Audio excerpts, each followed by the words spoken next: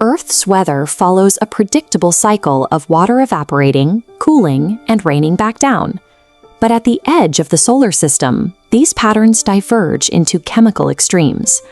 On Neptune and Uranus, precipitation involves a continuous downpour of solid diamonds falling through the atmosphere. These planets lack solid rocky crusts or subterranean mines. They are spheres of atmospheric gas that gradually transition into dense, pressurized slush as the depth increases. To find the origin of these crystals, we have to travel deep into the planet's interior, tracking exactly how pressure alters the building blocks of matter.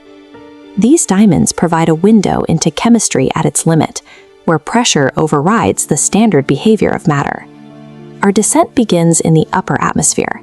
Here, temperatures drop below -200 degrees Celsius, forming thin clouds of methane ice crystals. This methane gives Neptune its blue color.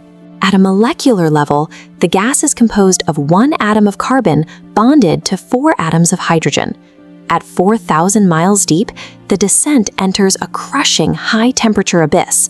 The temperature reaches 4,000 degrees Celsius, while the surrounding pressure compounds to tens of thousands of times the weight of Earth's atmosphere. We have reached a thermodynamic threshold.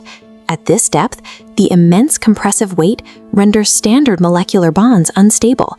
The pressure squeezes the methane molecules until it overcomes their internal energy, snapping the bonds and tearing the hydrogen atoms away from the carbon. The stripped hydrogen transitions into a superheated fluid, leaving bare carbon atoms isolated in the mantle. Under such extreme force, the carbon atoms link together into the most structurally compact configuration possible, a 3D crystalline lattice. Because these diamonds are denser than the surrounding fluid, gravity pulls them down in a continuous, sinking shower. Scientists have recreated this mechanism on Earth by using high-powered lasers to shock compress plastics into microscopic diamond formations. This data reveals the specific boundaries of carbon stability.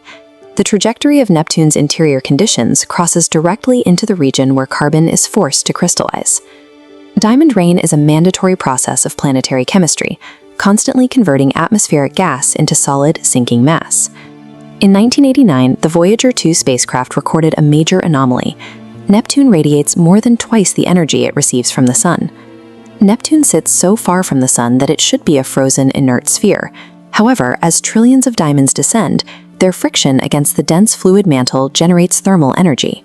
This internal production fills the gap between the faint sunlight Neptune receives and the intense heat it radiates into space. Voyager also detected irregular magnetic fields that are off-center and do not align with the planet's physical poles.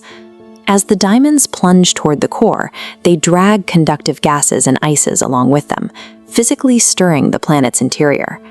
These massive, stirred currents of conductive fluid act as a planetary dynamo, generating the twisted magnetic fields detected by our probes.